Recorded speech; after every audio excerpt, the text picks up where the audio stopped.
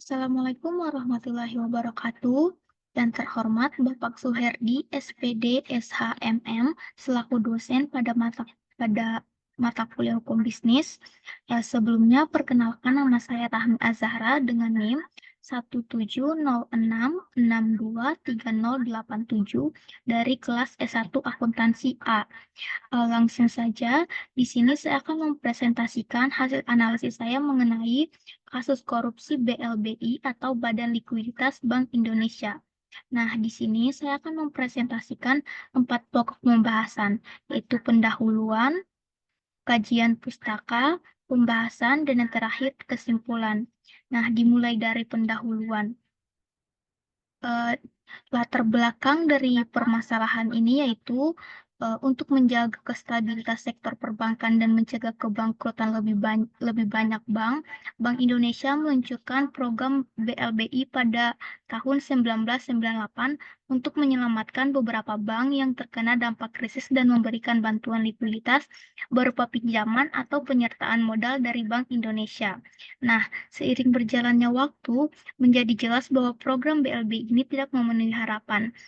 Dana BLBI yang besar disalurkan tanpa pengawasan yang memadai dan transparan yang memungkinkan pihak-pihak terlibat menyalahgunakannya seperti korupsi. Nah, banyaknya laporan dan investigasi ini menunjukkan dugaan penyalahgunaan korupsi dalam penyaluran dana BLBI. Nah, selanjutnya rumusan masalah dari kasus ini yang pertama itu bagaimana sejarah lahirnya BLBI.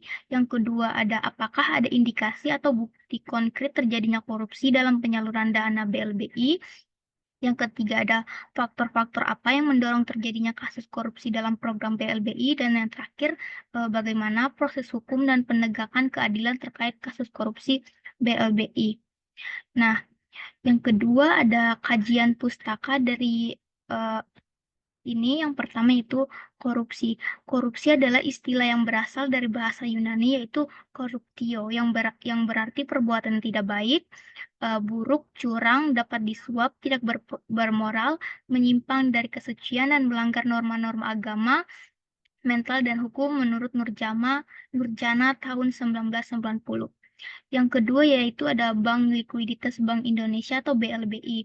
Nah, yaitu program pinjaman dan bantuan yang ditawarkan oleh Bank Indonesia kepada bank-bank yang mengalami masalah likuiditas selama krisis moneter Indonesia tahun 1998. Perjanjian ini dibuat antara Indonesia dan Dana Moneter Internasional untuk membangun dan mengatasi krisis mengilhami penerapan strategi ini. Nah, selanjutnya ada pembahasan dari rumusan masalah yang diambil. Yang pertama yaitu sejarah dan rincian implementasi program BLBI. Nah, kasus BLBI ini berasal dari krisis moneter tahun 1998. Bermula dari upaya pemerintah untuk mempertahankan perekonomian Indonesia dari melemahnya rupiah ke level 15.000 USD pada saat itu. Nah, pada tahun 1997, bank-bank tanah air mengalami penarikan uang berjamaah sehingga mengakibatkan pelemahan mata uang Garuda terhadap dolar Amerika Serikat. Nah, hasilnya likuiditas perbankan tanah air cepat terkuras, menyebabkan kredit perbankan macet. Nah, pemerintah dari Bank Indonesia ini setuju untuk memikul tanggung jawab untuk mengatasi masalah likuiditas bank-bank tersebut melalui skema bantuan yang disebut Bantuan Likuiditas Bank Indonesia atau BLBI. Nah, Dana Moneter Internasional atau IMF ini juga meminta Indonesia untuk memberikan bantuan sejumlah ke bank yang mengalami krisis. Pada bulan Desember tahun 1998, BI kemudian memberikan bantuan kepada 48 bank di Indonesia melalui skema BLBI dengan total 144,53 triliun.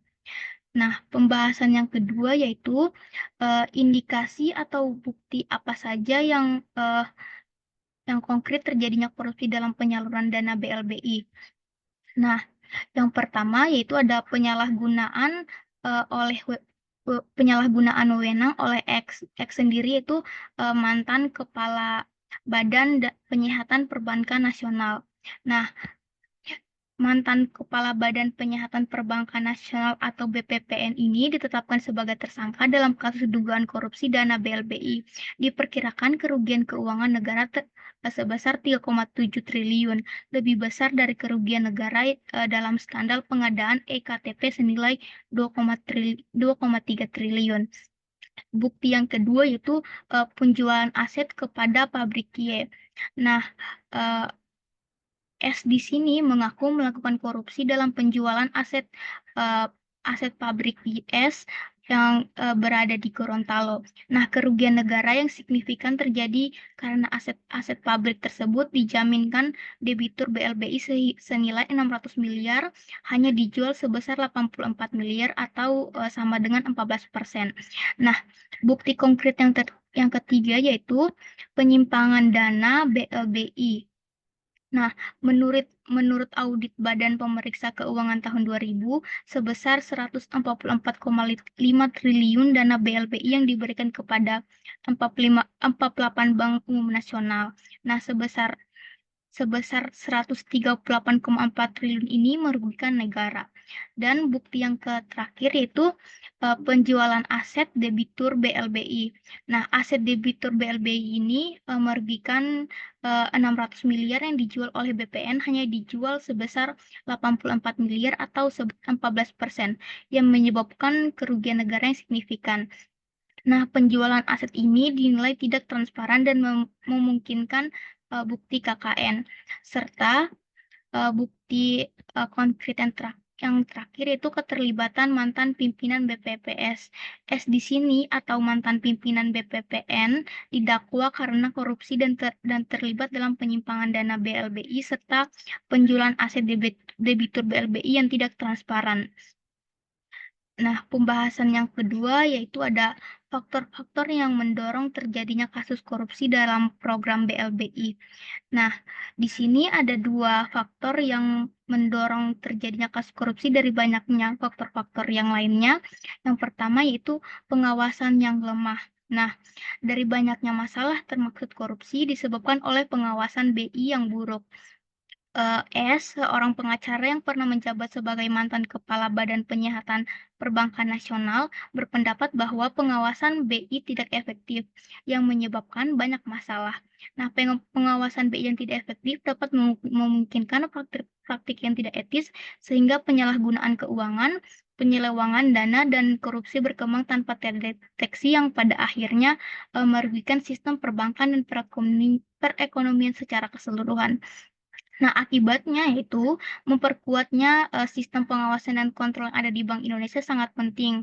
Perbaikan juga harus dilakukan untuk memastikan lembaga tersebut dapat mengawasi kegiatan perbankan dengan baik untuk mencegah penyalahgunaan korupsi.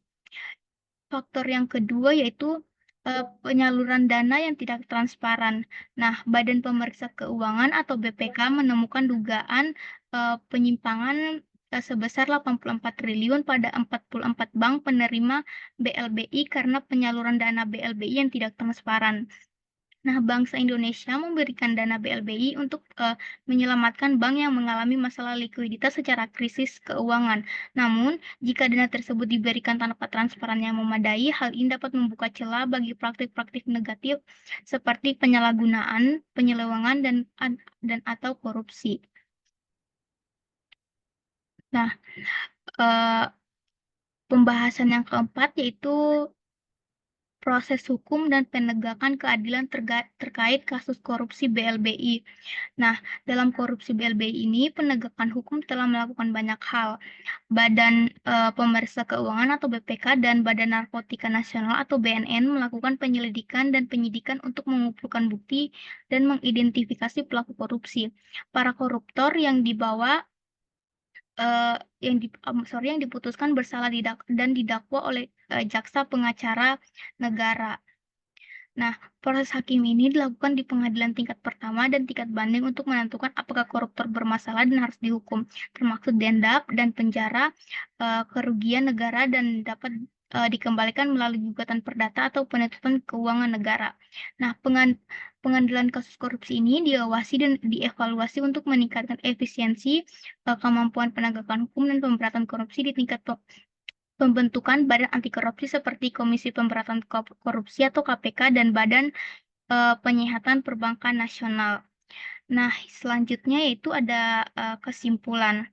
Nah, kesimpulan yang dapat diambil dari makalah ini adalah program BLBI tidak memenuhi harapan.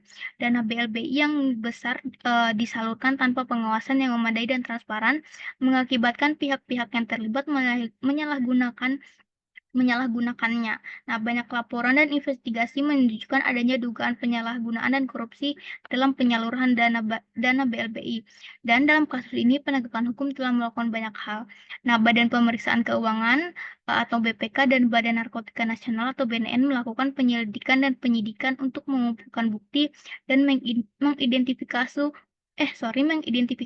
pelaku korupsi. Nah, para koruptor juga yang diputuskan tetap bersalah didakwa oleh pengacara negara. Sekian presentasi dari saya. Lebih dan kurangnya mohon dimaafkan. Wabillahi taufiq wal hidayah. Wassalamualaikum warahmatullahi wabarakatuh.